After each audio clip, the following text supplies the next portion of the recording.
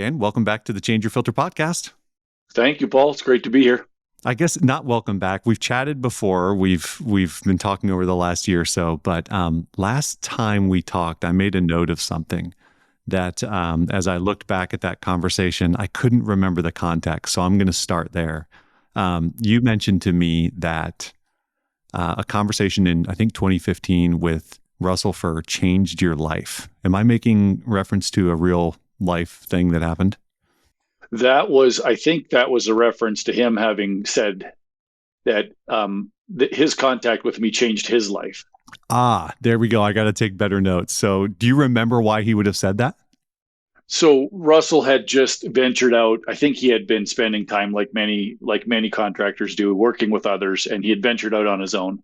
He joined Nexstar, came to an event for which I happened to have been the facilitator, and whatever I said or did in that environment, and this I feel like this has happened more times than I can count, where people reach out to me years later. I just had a Facebook message from a friend I haven't seen for a decade, and same thing, hey, thank you for what you did, and it's in passing. And Russell took the medicine, he did the work, and that's always the case.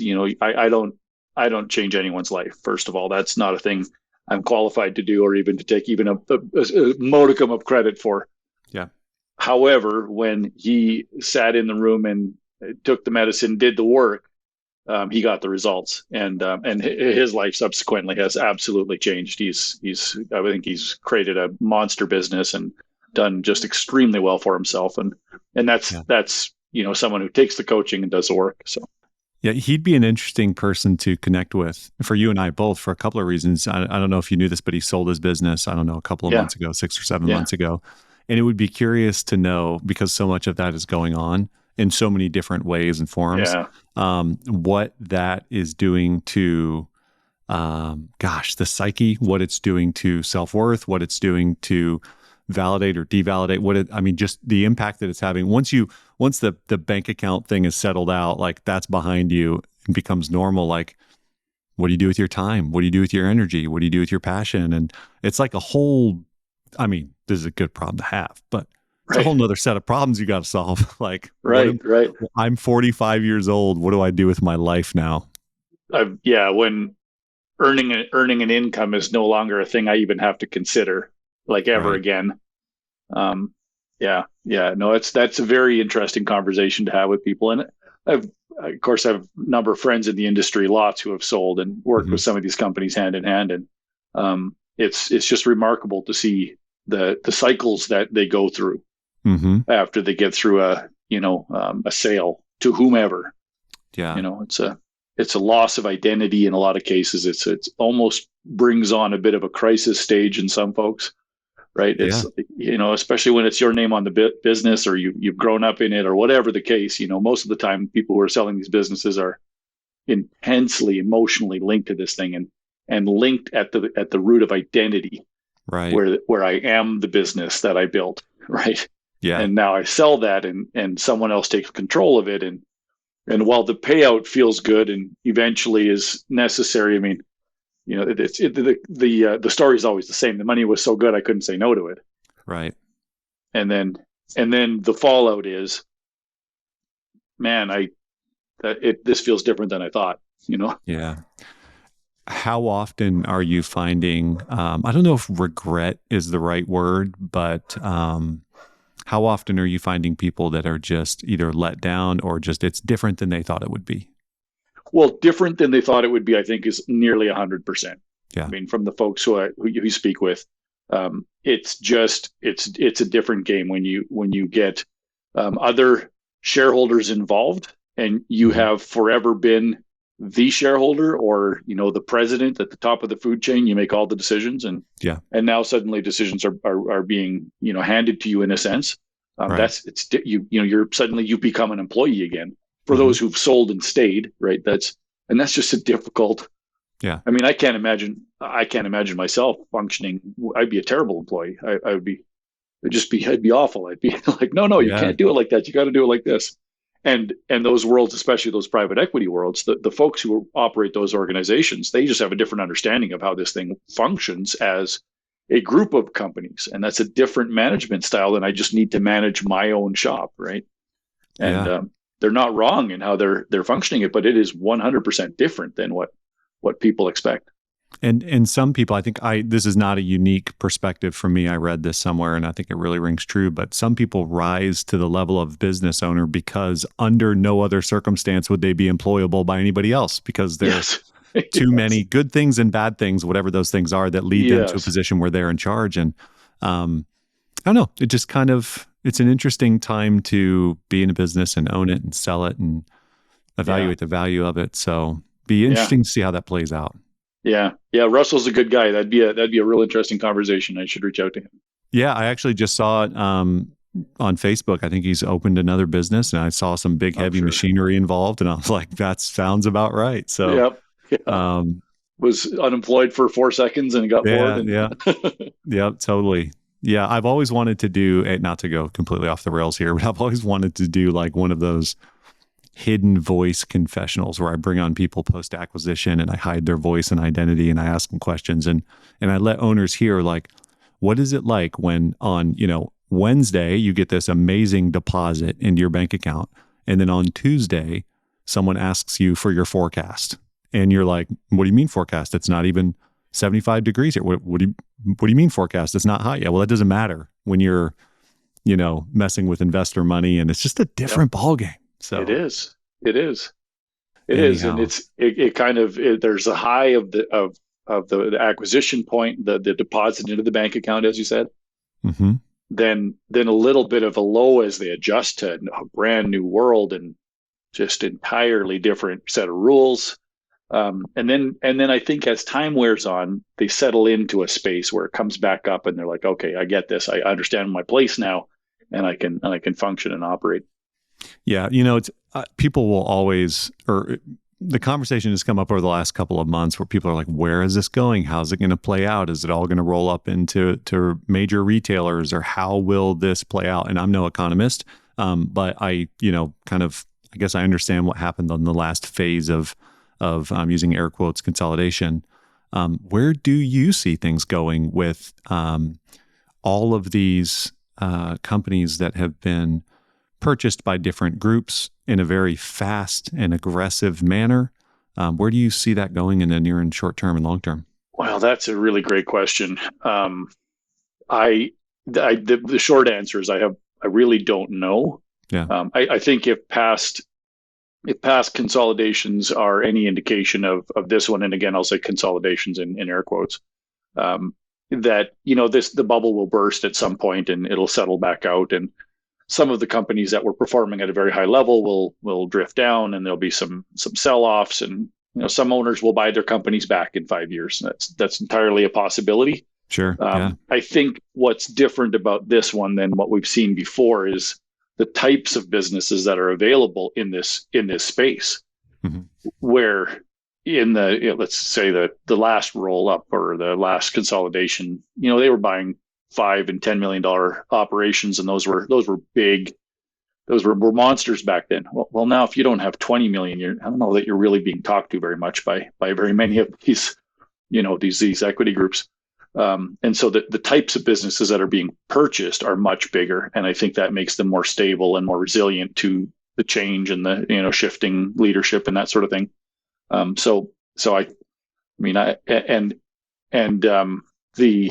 The skill with which the shareholders operate and bring the right leadership teams to the table and build what it is they're set out to build. There's some determination, some skill, and some foresight there that I think bears respecting. That we will watch this unfold, and it'll become something I don't think any of us predict. Will we ever be rid of the mom and pop shop? Never. Yeah. I don't think that's ever going to go away. It's too easy to be a plumber and then buy a truck and then have enough calls to keep myself busy. That's a fairly easy business model to get to. It's not an easy business to be in, but there's very little barrier to entry to being that person in a particular marketplace. Yeah. Right.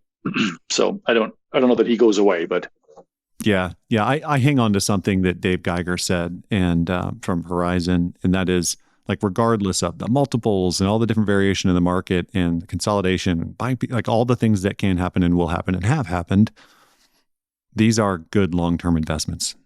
Yes. And it'll always be like that.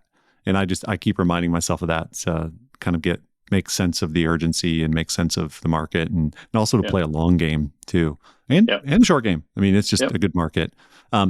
I have one more random question before we get into, I want to share for the people who don't know you, which is probably like 3 of the people listening, because I think a lot of people in my audience probably know you. Now you're a business owner and you're sitting in that seat, and you're physically sitting in that seat today, Charlton Hill. You've coached hundreds and hundreds and hundreds of business leaders and different companies over the years, coast to coast, 2 countries. Who are the 1 or 2 companies, as you're operating your business now, that you look to and strive to be or admire or really, set the standard for what you think is possible in this industry? Oh my goodness, you're going to polarize me to the entire world here. You can name as many as you want. Who are here? We'll do it this way. Who are some of that you can recall off the top of your head? Yeah. I'm not gonna give you 1 or 2. Yeah. There's a few folks that, to whom I fall back and say, here's how this person would have done it. I would have to say for sure, Any Hour, Wyatt Hepworth, and Jeremy and his team. What they've built there is just something that's absolutely remarkable. Brad Casepier and his team at Radiant, who are just recently on John Oliver tonight. Did you see all that? That was no. I didn't tell me more about that. You need to get Brad on your podcast. Yeah, thank you, Brad, and you're welcome. I'm going to get you on a podcast. So Brad has for years done toilet comedy as part of his advertising shtick, and it's very effective. And it started with a storefront. He had a tiny little store. He was, and he had a display window, so he would set up a toilet as the star of some movie theme that was just being released. He did this forever. He did it very well, very creative human being. Then they started doing ads and commercials and video with it, and they did all this, and somehow it got John Oliver found out and saw a couple of these and issued a challenge to Brad, and then Brad accepted the challenge, and they produced this thing, and it showed on John Oliver Tonight. So it's I mean, for our industry to hit that level of notoriety, that's pretty special. Brad's he's a 1 in a million human being. That guy's something else. So I live in a cave. I know who Brad is. Who's John Oliver? Why don't I know who that is? And why should I know? John Oliver Tonight. He's a late night comedy host. Hold on. If it's late night, you can count me out as any part of that addressable audience if it's past 10 o'clock. British American comedian, writer, producer. Yeah. So, okay, cool. Yeah, well, I bet everyone knows him but me, and that's yeah. I just saw Top Gun like 6 weeks ago, the first one. So I'm a little behind on. You are in a cave. I am in a cave. Brad has been mentioned to me by several people too. Are there any others you want to throw in that mix while you've got the wheels turning? Yeah.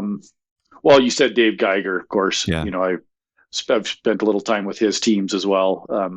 A remarkable leader. What he's accomplished. Where else am I modeling my business after? You put me on the spot. I mean, I've seen 1,000 of these shops. I'm pretty close to Perfect Home Services in Chicago. That's a company that kind of flared up and went, big, quick, and a lot of friends there in Chicago do some work with them, and that's a great company as well. Justin Carroll ran that one for years. Jeff Belk, a longtime friend, and what he did with Plumline in Denver in that market years ago, really kind of on the front edge of this thing as it was taken off. Yeah. This whole consolidation thing. So I mean, there's a bunch of these folks that I still reach out to from time to time and talk to. And then of course, if I need help in the business, I do what most of my friends do, and they reach out to next to our business coaches. Right. What do I do? Yeah. Good. So you spent, I think, 16 or 17 years at Nexstar, but that's not where it started. Yeah. So how'd you get into the space? And let's talk about what led you to where you are today. I love this. Thank you.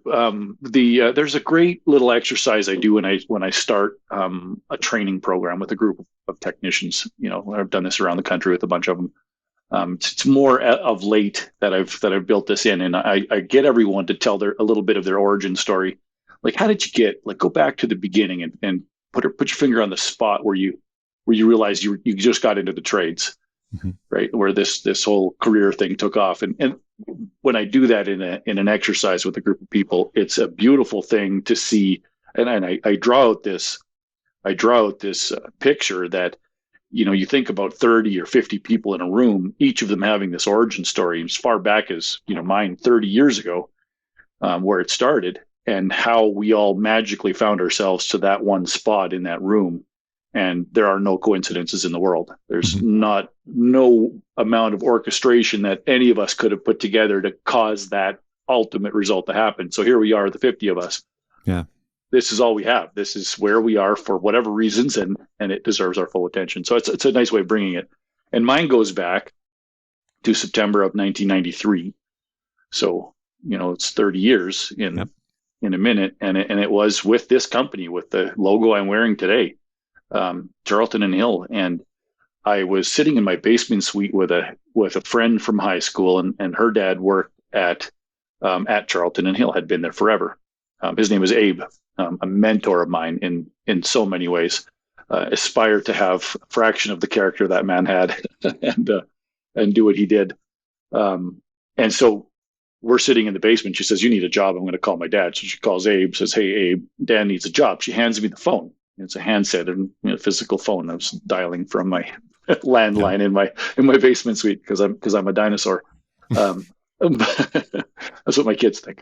My kids say I was born in Dad, you were born in the 19s, which nothing makes you feel 100 years old quicker than that. Yeah. So true. So I pick up the phone. Abe asks me two questions. Do you have steel toe boots? No, but I can get some. Yep. Do you have a hammer and a tape measure? Yep, that I have. It's like, all right, bring all that. We'll see you tomorrow morning. Come at 10 to 8. And that was it. I showed up at 7:45 the next morning, and that's where my job got started. I was on my way to, I was enrolled at a technical college here in Canada to become an electronics engineer, get my 2-year certificate, and then I was going to go on to get my degree in electronics engineering. Chose that class because my high school counselor said that's the most mathematically difficult thing you can do, and you should challenge yourself with it.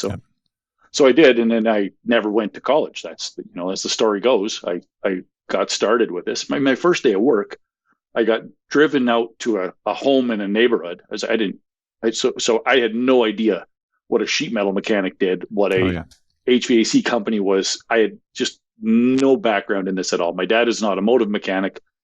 So I understood sequence of operation, and I could troubleshoot, and I had some basic, I had some like hand skills with tools and that sort of thing. But this industry was like completely Greek to me. He drives me to the house, walks me down to the basement. We say hi to the homeowners. There's a guy down there with a furnace he's installing, and he's working on stuff. And he hands me some snips, and I start cutting something as instructed. And that was day one. And I realized at the end of that day that we had made a pretty substantial difference in the customer's home, and they were super thankful. And that was an instant high. That was an immediate reward and a sense of gratification and fulfillment. I did something, I accomplished it. It's done. Tomorrow I do it again. And then I just got hooked on it. And I was like, I'm not leaving this. They took good care of me. It was a great company. And I mean, back then, when you got a job at Charlton and Hill in this little marketplace that I'm in, people told you, Dan, you won the lottery. As far as jobs are concerned, don't mess that up, right?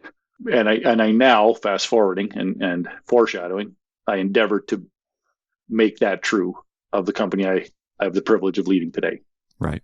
That people get here and they won the lottery. Hang in there. Don't mess it up. Story of the prodigal son too, going back, and the fact that the guy who introduced you, his name is Abe, doesn't make it any less biblical. So sure, there's a lot in between there. So so you're probably 19 or 20, I guess maybe even younger than 18 or so.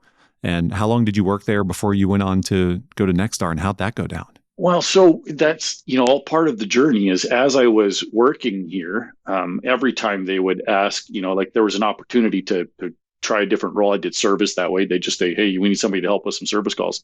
I just volunteered and went. I was like, I don't know what I'm doing, but I'll figure it out. The same thing happened with sales when one of our estimators left the business, an opening appeared. And I said, "Hey, let me have a crack at it." Yeah. So they did, and I was successful at it. 1998, I did 1.2 million in what was a 60,000 person marketplace in a and probably a $3,500 average ticket back then. It's a lot of closed deals. That's like 8 million now in a big city. It's got to be that. Yeah. It was a lot. And then at the end of the year, I was told, well, we didn't make any money. It's collectively, it's a big company and there's a lot of stuff going on. But the departments that we were in, just we didn't make any money. As that's the oldest story in contracting. Did a lot of work, had a lot of success, then did all the math, and we said, "Oh shoot, there's nothing left at the end of the year." And so we went looking for help, and through the leadership team that was at Charlton Hill at the time, found our way to Nexstar. I made some phone calls. I got tasked with the idea of vetting through several different best practices organizations like Nexstar, which was Contractors 2000 at the time. So I made phone calls. I spent 2.5 hours on the phone with Greg Nemi, who was the president. He just took my call at a moment's notice, and we talked to him, talked to a bunch of Canadian members, and we went and visited some of them. And one thing led to the next, and we joined Nexstar. I attended boot camp in 2002, and then by 2004, Nexstar reached out to me and said, would you want to join our training team? And there was a specific moment at boot camp that sort of shaped that opportunity for me. They gave us an exercise to do. I was put at a table with a group of 6 people, which is the normal Nexstar practice. Here you got half an hour, build a presentation on how you're going to implement this change in your business when you come back. And the rest of us will evaluate and coach you and help you out. Brilliant exercise. And my group and I, we horsed around for 25 of the 30 minutes. Did almost no work. In the last 5 minutes, I was appointed to be the spokesperson to do the exercise. So I did, and it went really well. And then I set an intention, and there's something here. This is going to make its way into my book as well. The power of intention. I set an intention, and I'll ask me about the intention with Charlton and Hill that I feel linked me to the position I'm in today as well. But the intention with Nexstar was, while I was sitting in that room, I sent an email to Bill Raymond, who's a mentor, friend. I look up to that man more than he knows. So shout out to Bill. And to Sherry Benefeld, who was an innovator and incredible training manager with Nexstar at the time. I sent a message to the two of them and I said, if there's ever anything I can do to give back, to be a part of this was life-changing for me. Please tell me. That was just after boot camp. Well, 2 years later, they reply to the email essentially and say, we're building this thing called Service System, which is, as you probably know, Nexstar's, it's their baseline program. It's their, the holy grail of all things Nexstar. And I got a chance to be involved in that at the ground floor. And by January of 2005, I was training on my own, had just an incredible time at it. And that's how I got started. So my first intersection with Nexstar was with Charlton and Hill. And then this is going to be a weaving in and out that continues to happen throughout my career. So I'm training with Nexstar as a side work, and managing a department at Charlton and Hill, the HVAC department. Then over time, I left Charlton and Hill. Charlton Hill left Nexstar, and now we've come full circle, and I'm back with Nexstar and back with Charlton and Hill. So it's quite a remarkable turn of events. Not to get into the drama, but how did Charlton and Hill feel when you were doing that, training a little bit part-time, and then they lose you to Nexstar full-time? Did that create any tension? Yeah, I think they saw the writing on the wall when I started doing it. I'll say this about the leadership team here at Charlton and Hill back then, and some of them that I still have regular contact with. They afforded me the space to develop my career. The mission of the company back then, as it was articulated to me, was we are a people development machine. And so in true form, they afforded me the opportunities to go and do the thing that I was passionate about, that I was good at, that was fueling me. And every time I would go somewhere, I mean, you want to have you want to have a PhD level education in the trades, go visit 100 companies or 500 companies over 20 years. What I came back with every time I visit a company was something that would tweak the dials just a little bit better and get us a little bit closer to where we needed to be. So the company was benefiting from me being away. Yeah. But eventually, as time went on, as I left to go and do more Nexstar and less Charlton and Hill, they had other people in place, and it was an amicable parting.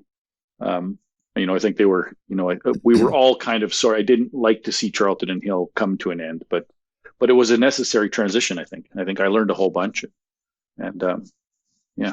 Yeah, I want to put a little bookmark in this because you've brought up a concept that's been on my mind lately. I've heard some different talks about this and podcasts about this idea of, retaining your top talent and what happens when you lose someone who's really good to another opportunity. And one of the best pieces of, I want perspective on this, but one of the pieces of advice I took away from a conversation that I observed was, just recognizing and being okay with the fact that not everyone is going to retire on your team. And that doesn't make it suck less when they leave, but just putting that on the table early and saying, like, I want this to be really, really productive for you, but you may leave one day. And I hope when you leave that, the company's better and you're better and that next company. So it's tough. Now, the other side of that is, gosh, you invest so much time and trust into people that you train and coach and develop that are on your team. And then they take that and they leave for X. And I don't even know what question I'm asking. I just, as you think about how you talk to companies and retaining talent, retaining leadership, and then letting them go, any thoughts or experiences or observations around that? Well, I think the tighter you try to grip people to stay, the more likely it is that they're going to be pulling away from you. Yeah. So there's some sense of not holding too tight and leaning in entirely. I would, this is a great example of just being detached from outcome. And it's really difficult to do as a business owner, because outcomes is what you get paid for. Outcomes is what feeds your organization to get to the next level. And I think it is incumbent on us. It's our responsibility as leaders to bring people into our mission, know what that mission is, first of all. And this is what I think there's a whole conversation here that we could get into. The number of companies I've gone to that the mission statement is we want to be the best of something at something, being best at other things, and just let's be the best of. It's so generic and flavorless. And if you ask them, okay, I want your mission to be so clear that you can run every decision in your business through the mission. And if it doesn't make the mission, then we're not doing it, right? And so ours is support, protect, and develop the human beings and their families who've chosen to spend their time with us, right? That's what we do. And that is a without outcome mission. It's never done. We're never finished. It's infinite. In Simon Sinek's coaching on the infinite game, there's a piece of that. There's an element of that infiniteness to it, and it sort of says we don't choose the path that a person's going to go down. But if we're going to support, protect, and develop, then the kind of the world is their oyster. And I truly believe this. This is the thing that I've become obsessed with creating in the people around me. And it really became clear probably in the last 7 or 8 years that my mission in life personally is to teach those who teach others, and develop those who can develop others. Really spending my time on seeing that, and I know my work is working when I see others growing and developing, right? But it does require that I don't bring somebody in and say I'm going to turn you into a manager. I don't get to do that. I'm going to mine for leadership characteristics and management qualities, and if they appear and you do the work and you choose to go down the path, like Russell's a great example, circling back to him. Right, you do the work and you choose to go down that path, then the world is your oyster. You'll create outcomes of your own, and they may or may not include you being on my immediate team down the road. Yeah, and I have to be okay with that. And that's easy to say, hard to do. We have an incredible leadership team here right now. That's hand picked, and they do an incredible amount of things. And I imagine losing any of them, that gives me a little bit of heartburn. But if they did, I'd wish them well. I truly would. And their lives are not there. I mean, I would be the biggest hypocrite to say you can't ever make a career change. You know? I have a couple of questions and a couple of kind of alleys I want to go down the side here. One is, you said be detached from outcome, as it sounded like a pretty core foundational principle to your viewpoint of business. Tell me more about that. I mean, you explained it really well with it as it relates to the mission, but does that apply to just other? It's in every aspect of your life. Mm-hmm. It's our attachment on outcomes that creates misery for us. Mm. So all frustration exists in the space between expectations and reality, right? Yeah. I expected this to happen. Reality was something else happened. I'm frustrated. If I don't have an expectation of what the outcome is going to be, then in a truly stoic sense, I can just accept reality as it is and then adjust how I'm going to respond to it. Yeah. Right. And so, in one of our guiding principles here at Charlton and Hill is that we believe in relationships first and then transactions. Mm-hmm. There's a very specific coaching piece specifically for every sales interaction that we're ever going to be into. Yeah. Right. So I will never coach one of our team members put the transaction ahead of the relationship. So what that means in reality is I would rather you like me and not buy from me than buy from me and not like me. Right. And that flies in the face of, normal business objectives. We, sale first, get the sale. We have to get the sale. And I believe that if you build the relationship first, then the outcome is more likely to be a sale. And that sale is more likely to be something that keeps a customer's affinity and with your company for a long time. But it's hard to live into that. Yeah, it is. And it's hard to build up to that. And I'm going to use the word privilege. And I feel like the word privilege is misunderstood or at least abused. But like you can do that from a position of privilege where you've built up enough respect in the market and enough operational wherewithal to be able to lose customers, right? To be able for people to not do that. And I have the similar conversation with, I have some customers who put their pricing online, on their website, and it's really, really high pricing. And they're like, yeah, if people don't like that it's $20,000 for a system, we don't have to do business with them because they're not all right. I guess I'm making more of a statement than asking a question, but is it easier said than done? I mean, putting relationships first. I mean, it is. Yeah, it is. And I think there's two things there that apply. And one is that the world doesn't end today. Right. And so, for years at Nexstar, we would travel around and I would say this all the time. I was like, well, some customers are just not your customers. Mm-hmm. Not every customer is your customer. Right. And that sounds at face value like it's probably somewhat true. Mm-hmm. And the trouble is that the moment I do that, my brain is going to take any negative interaction and apply that as my reason to get out. Yep. Right. So, of course I didn't get the sale. Not every customer is my customer. Mm-hmm. Right. But if I remove them as customers and they're just human beings with whom I'm charged, the responsibility of me is to go get a relationship going with them, then I believe that every customer is my customer. Yeah. Just not all of them are my customer yet. Mm-hmm. Right. So the world doesn't end today. We feather these are principles that are in the book that I'm putting together, and you feather these together, and then all of a sudden you're putting yourself in a place that's truly powerful, and it's such low pressure. Right. The sales process is just truly about I want you to like me. I want you to understand who we are as a company and live in that space and releasing the outcome, detaching from the outcome means I don't go in there and say above all else, I must get the sale. Mm-hmm. And if I live into the relationships first and transactions model, I'm probably going to get more sales than I ever have. Right. But that can't be the reason why I live into the relationships first, right? Because then we put the sale ahead, right? So it has to truly be, and this is a really difficult thing. We do this in all of our relationships with our kids, with our loved ones. It's always there's an outcome in almost every conversation, if we can detach from outcome, we give ourselves space to see more of the world. Our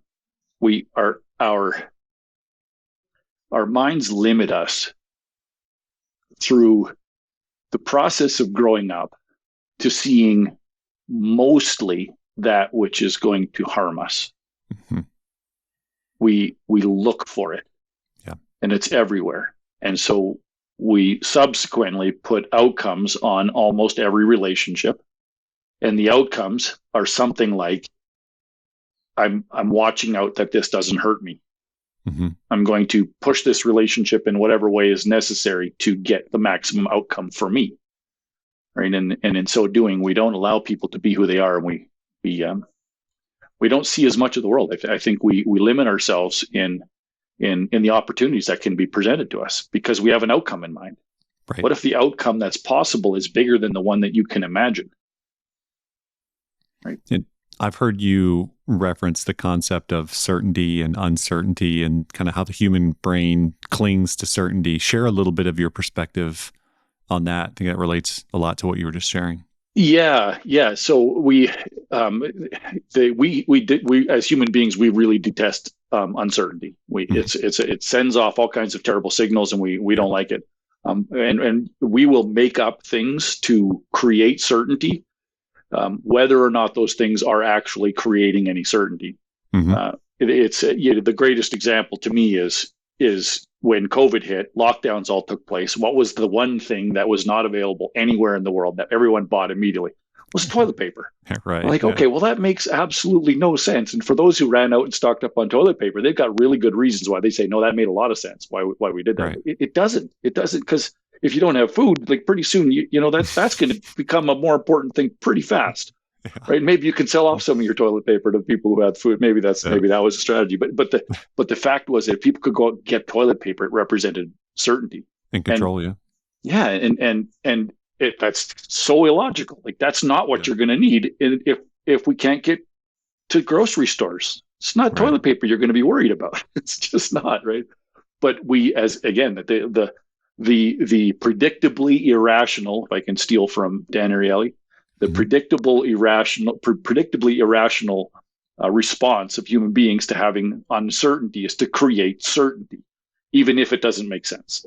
Yeah. So it's as if your mind is drowning. It's the way I've always talked. If your mind is in the water and it's drowning, it'll grab for whatever it finds, whether or not it's a life-preserving device or not, or the right thing. It's just going to grab whatever it gets and say, I'm going to hold on to this because this makes sense and this is going to give me some certainty. I'm going to go buy toilet paper because I'm locked in my house for the next. I got it. I do understand it, and it's just not at the top of the list when you're logical about it.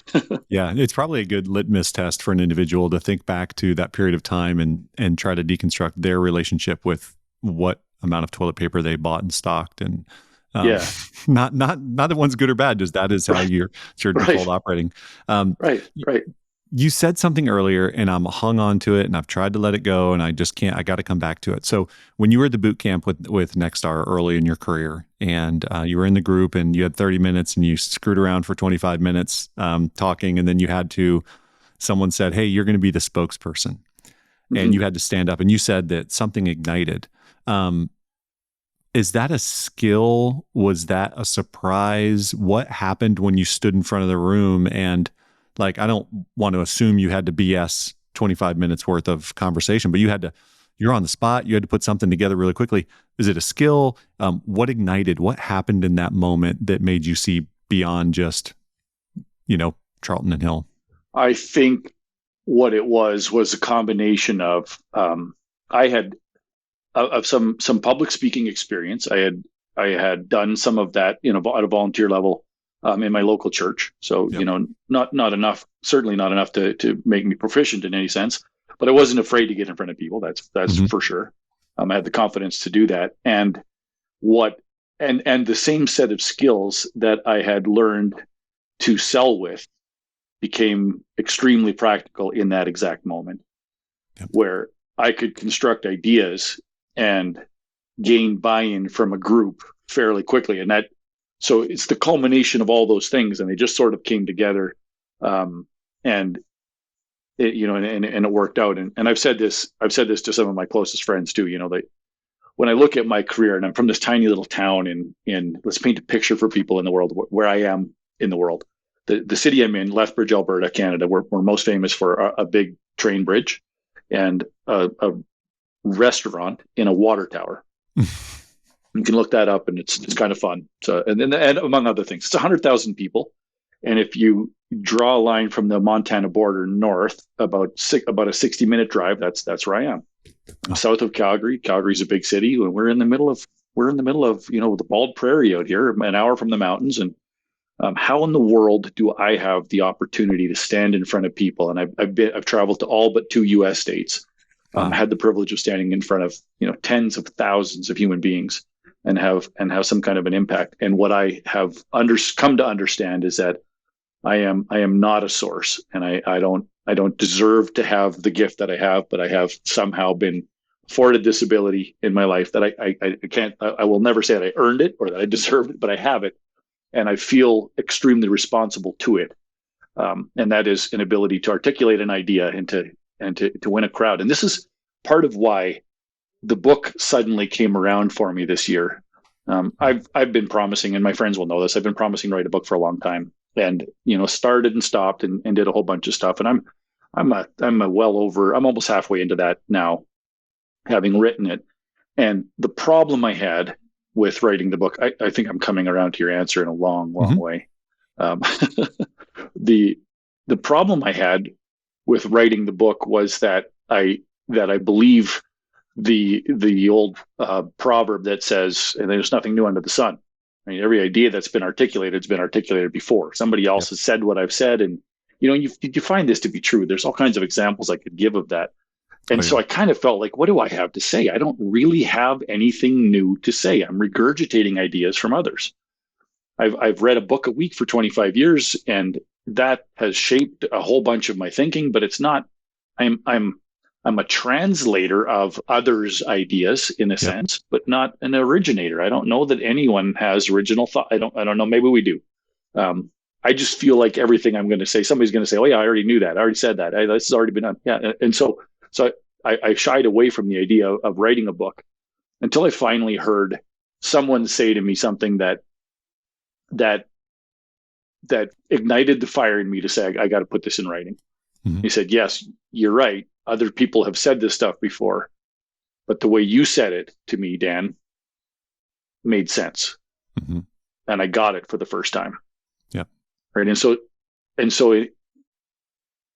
it's in my mind equally true that there's nothing new under the sun, and that there are no two human beings whose sum total of their life experience is the same. So the filter through which we interpret and repeat those ideas makes those ideas feel different and new.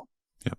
And if that's what I've been given is some kind of a different way of looking at those things and articulating them in a way that makes sense to somebody that they haven't seen it before, then I feel like it's a responsibility to get that out on, get those ideas out in writing and out to the world.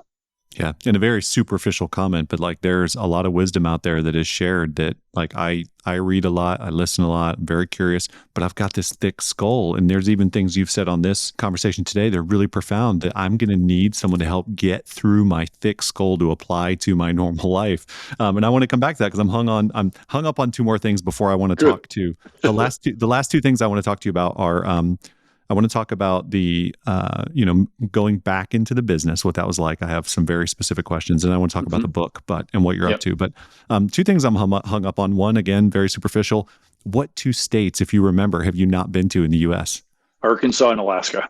Arkansas and Alaska. Interesting. Okay. Well, that makes sense. Man, there are some really good companies in Arkansas. We can check that off. There are.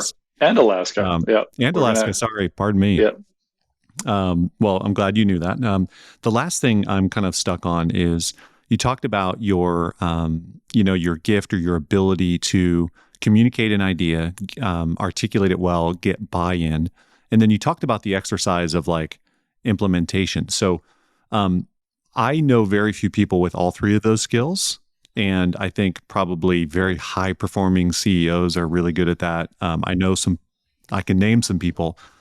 I'm not good at the latter. How do you take something from a perfectly articulated idea that has buy-in and consensus and inspires, but get it actually implemented into the business? What a great question. This took me a long time to get here as well. Mm-hmm. I spent a lot of time talking about ideas, and I feel like my career really took off as a trainer. I got comfortable in my own skin when I had accomplished a few things. When I had failed at a few things and then learned from them and then accomplished a few things where suddenly I understood where the rubber hit the road. Because, there's a thing we call seminar land. When you come into a training and it's the seminar land and everything is wonderful and the customers are all, super cooperative and they do exactly what you would expect them to do. And then we train from that perspective, right? Seminar land. And you get back in the real world and it's like, well, and nobody does it because it doesn't work. And so it was a forcing of bringing seminar land into real world application and putting those two things together that said, okay, if we can't do this, if we can't physically do this, then I'm not going to train it. Yep. And so I'll give Keith Mercurio credit for this as well. A huge force in my life. We actually had a conversation just a few days ago, okay. And he was instrumental. He's magnificent at this, at finding application and saying this is what you need to do in order to bring that stuff around and putting the boots to ideas that were, okay, that sounds good in theory, but is that actually going to work? Is that actually true? Can we actually do it? Some of these ideas sell well in front of the room and they'll inspire and motivate and jack people up until they try them once and they don't work. Right. And so what we ended up with at Nexstar, and this is the model, is with that service system, when we started training it, we would train it and have them practice, have the participants practice. Through Keith's leadership at the training team at Nexstar over those years where he and I spent all that time together, he made it an imperative that as a trainer, if you can't model the service system perfectly in front of the room, you're not a trainer. Yeah. Right. And so he insisted on putting action to those words. And I've taken that same concept, and that's how I implement here at Charlton and Hill. If we have an idea and we have a concept, then it becomes an action plan and it gets delegated or assigned to someone, and there's a name on it and there's a date on it, and every week in our leadership meeting we come back to it, or in whatever meeting rhythm that shows up, it gets checked on and it gets brought back around. But then now it's keeping thousands of lists and knowing where your lists are and knowing what you're checking against and are we moving the needle on these things. I've heard it said 1,000 times that business is a game of whack-a-mole, and it truly feels like it.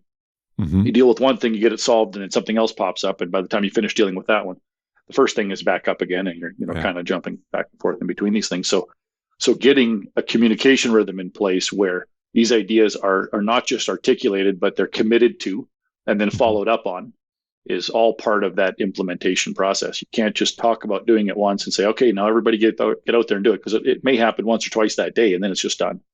Yeah. Yeah. Right.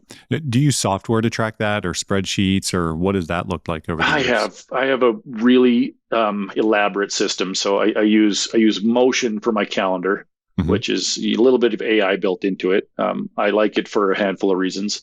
I use a combination of the Notes app on my iPhone, the Apple native Notes app.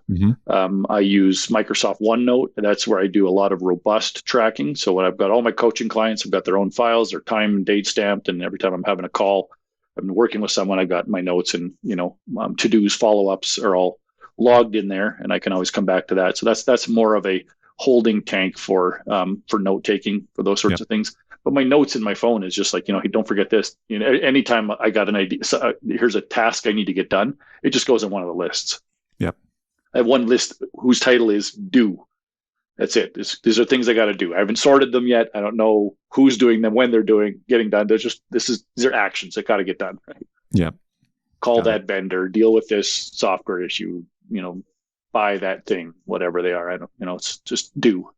So this is a good transition into the next quick segment of this conversation. You go back, so you travel the country, you meet hundreds, if not thousands of contractors. You're on stage, you're a subject matter expert. People are paying you for your advice on how to run their business.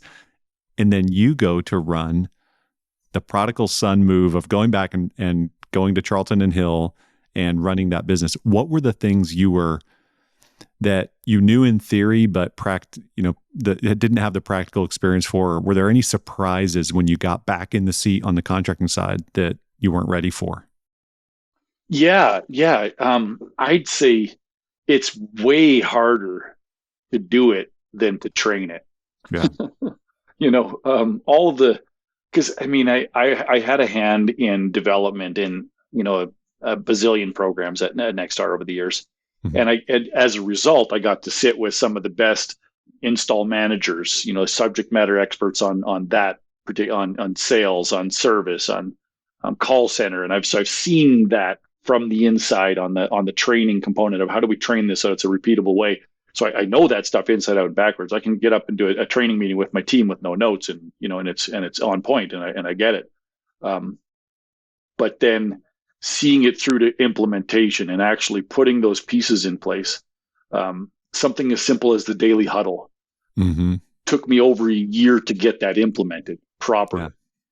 And then it changed the course of the business, right? It was like, okay, this is why we teach it, because we know what it does, but it was way harder to get it implemented than I thought. And it's not just, well, you start tomorrow and you do it. And well, we did that, and then we stumbled, and then we missed some, and didn't see real value in it because we weren't doing it correctly, and until we finally did, and then it took off. Then that changed it, and then our leadership meeting, implementing an L10. Which I knew needed to happen immediately. We did. We kind of stop and start a few times, and I think that's sort of a pattern for how I've done implementations in my business. As I see an idea, I say this is something that we need to get done. I know that it needs to get done, and then we sort of start and stop for a period of time that's anywhere from a few weeks to a few months to a year until it gets traction, and then it just goes. Yeah. And then once you're there, then you free yourself up for the next level of thinking and of opportunity. It's not to make this about myself, but I have very similar patterns of start, stop. And I just am working with one of my team members to make sure that his job is to make sure that we never stop. That when I go down another rabbit hole, whatever we started stays, and we're a couple weeks into it, and it's amazing. And it's awesome. His skill set. It's amazing. Talk to me about the construct of your daily huddle. So it's a fairly detailed daily huddle, and we start really from call center.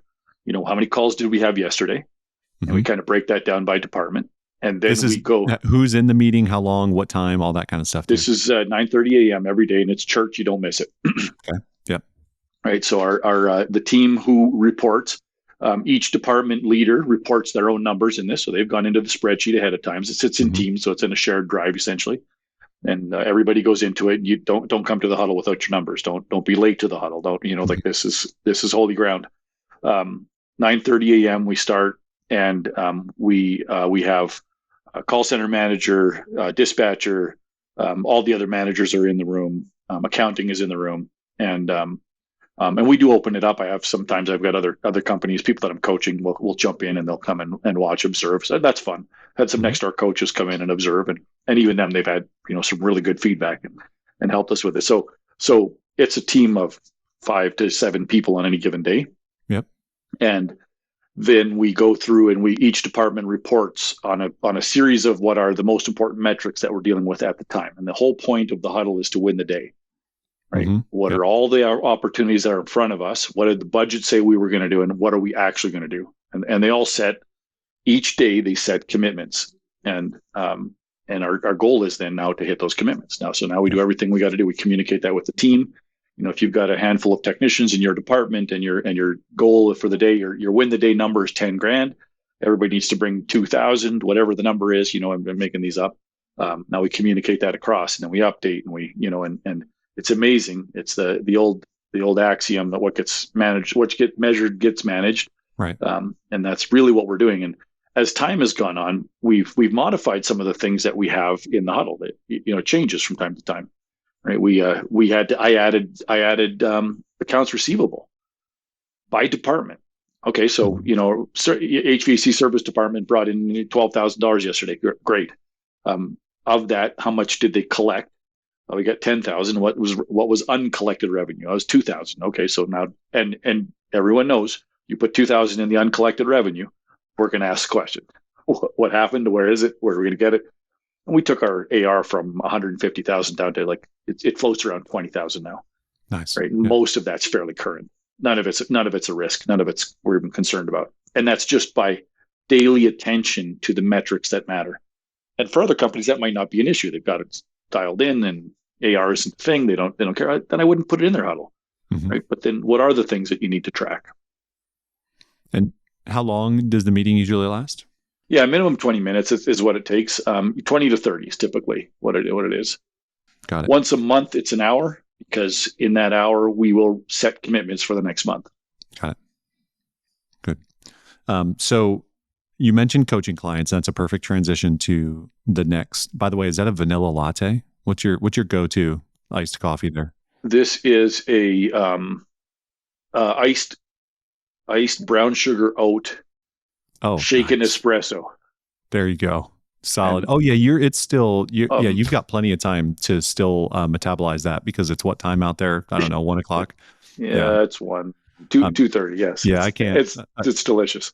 I can't fool around with that stuff past 1:00 or I'm Is that I'm right? Staying up. Oh, I'm staying up solving all the world's problems at bed and when it's bedtime. Credit to my beautiful Emily who turned me on to this. Nice. Very good. It's funny. I'm going to do a little sidebar here. I'm going to shout out, I'm going to call this guy out. Chris Yano, I'm calling you out. So he always made fun of me because I would drink a latte, coffee and milk.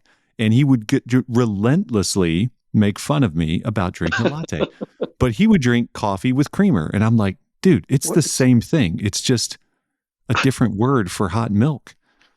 And that always, anytime I see a latte, I always think of Chris and think unnecessarily made fun of me for that. So anyways, sidebar, that looks like a wonderful coffee. It's delicious. It's delicious. So you mentioned bringing your coaching clients on. So you're back home, you're running the business and you're writing a book, you've got clients. So who are you coaching for and what are you doing and how's all that shaping out and where are you taking that? Well, it's a fun, the coaching world is probably, I do it at my company. It's my role in my own company as well, right? The only thing I functionally do in the company now is marketing. Mm-hmm. Everything else is handled by my general manager, Dave, who does an incredible job of it, doing a job interview outside my office as we're recording this, Nice. And so what I do, what I again is back to my life's mission is I teach those who teach others, and I know that this is why I'm on the planet to do this. And so I have through a series of different circumstances. In fact, one of them, a couple of my coaching clients came to me by way of Chris Yano's podcast when you and Chris were both on it, and you interviewed Keith. Right. Yep.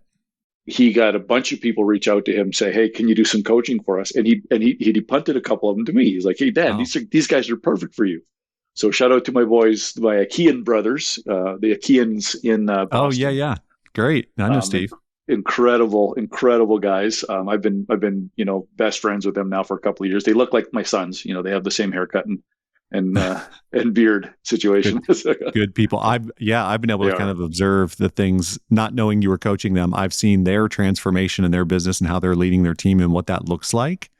And I can see it. So that's really cool. And what was really fun about them is when I tried to get them to fire me before they hired me. Right. I was like, so I know you guys are coming to me. They asked me for leadership development coaching. I was like, I'm not touching your business. I don't care about your business. Your business will go bankrupt. I don't care. That's not what if we're doing this, we're doing it for your leadership development's sake. I mean, and then the end result is that their business took off, right? Right. Which I knew would be the outcome. But if we got them focused on that, then that's the wrong outcome to get focused on. So, and I also told them right off the hop, and they'll tell you this, Steve and Alex, they'll tell you this. I'm not going to help you lead anybody, not until you figure out who you are in this world. So we're going to spend the first 3 months, 6 months, year looking in the mirror, if that's what we got to do, until we get you to a place where you as a leader are worth following and you're following yourself, right? You've led yourself to a place. I won't, otherwise, I've worked alongside Robert Cialdini for an event with Nexstar. I mean, I've studied influence and persuasion, and I know how to do all of that stuff. And it's dangerous. These skills in the hands of an unethical person are extremely dangerous because they're effective. You don't have to be ethical to be persuasive. And so with Steve and Alex, that's, I basically said, if that's what you're wanting, and you should just probably not sign up. And I'm like, no, that's exactly what we want. And of course, the more I pushed back, the more they leaned in. And so we settled on that, and we did. We spent a year doing nothing but working on their development as human beings. And I got to tell you that those are two men who, shout out to my boys. They did the work. I mean, I couldn't throw hard enough material at them that they would back off of it. They just did the work. Some very emotional times we had together, and I had the privilege of being in Boston for that would have been April 8th of 2022 in Boston with Steve and Alex for what was Alex's birthday and the company's 5-year anniversary, kind of simultaneously that weekend, and that was amazing. So, what was the question? Let's go back to the question again. How you got into coaching and clients, and where you were taking that. So some of it was just as a result of all the years I've spent traveling the country and all the contacts and the people that I've had an impact on. They reach out and they follow up to me. A couple of them through Keith, the way that has the way the Achaeans came to me, and then now it just seems like this thing is getting legs and it's going further, and it's I'm getting calls from obscure sources that have been third party referred to me in some way, and I'm starting to consider what the future of this looks like. What kind of clients am I going to take on, and most of the individual work, the one-on-one, that's I got very limited space for that. Sure, yeah, a handful of people that I'd still do that with, but just some working with some companies, some leadership teams, and building leadership development content, and helping them grow organizations by developing leaders. It's probably the number one thing that changes the course of a business is the focus on leadership development. Yep. How did you land on your personal mission? Was it apparent to you, or did it take some work to really define it? Teach those who teach others. Yeah. So this goes all the way back to I was quite young. I was early teens, and it's a biblical reference. So I was when I was still in my church days, I was studying. I was doing some teaching out of the New Testament, and there's a spot where Paul is talking to Timothy in the book of Ephesians, and he says to him, teach faithful men who will teach others. Right. And this stuck with me. So Paul's handing Timothy this church and saying, teach those who teach others. And for some reason that just stood out to me, and I highlighted it, and it became, so it's 2 Timothy 2:2. And it's actually, this is a railroad watch that was my dad's, given to me. And I had this etched into it. 2 Timothy is 2:2. And it's a guiding star for me. It's my true north. When I'm doing that, I'm in my happy place, and it takes all kinds of shape and forms, right? It doesn't require to be on a stage. It doesn't require to, I would hope that in some sense, perhaps some of the lessons, some of the little snippets that we've shared here today have taught those, and people can take these and please shamelessly steal and share and, pretend you've authored them. I'm good with all of the above, just teach others, pass it on. Do you, and you made reference to this a few moments ago, so I'll take the question a little bit further, but do you see yourself really wanting to scale your influence? Maybe back to, you mentioned not wanting necessarily to be on stage, but, having a broader influence. Obviously you have a book, you do some one-on-one, but what does that next phase of teaching others look like? I think that more of this is going to take itself to the stage.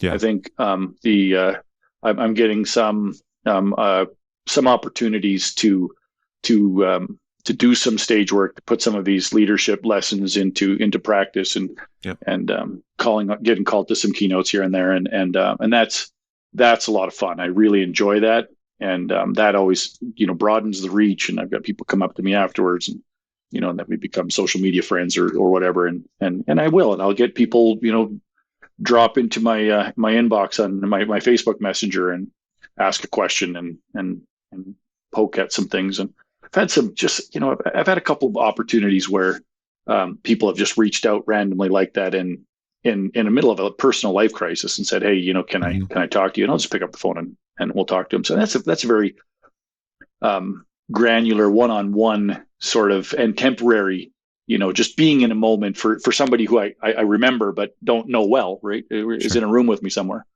And I think that where this is going is that that I'll get more opportunities to spread this from the stage, take more keynote opportunities. Um, I'm working on transitioning some more of my time south of the border, so I'm going to be spending a little bit more time on American soil, and and spreading my wings there a little bit as well. And yeah, I think if I was to just say what does my life look like in 5 to 10 years, is I'll be traveling around doing some keynotes and kind of taking it a little bit more easy, and have a business here that's growing, that's doing well, with which I still have influence, and I have a leadership role and a team who's really doing amazing things here. We're going to build a $100 million Western Canada empire, so wow.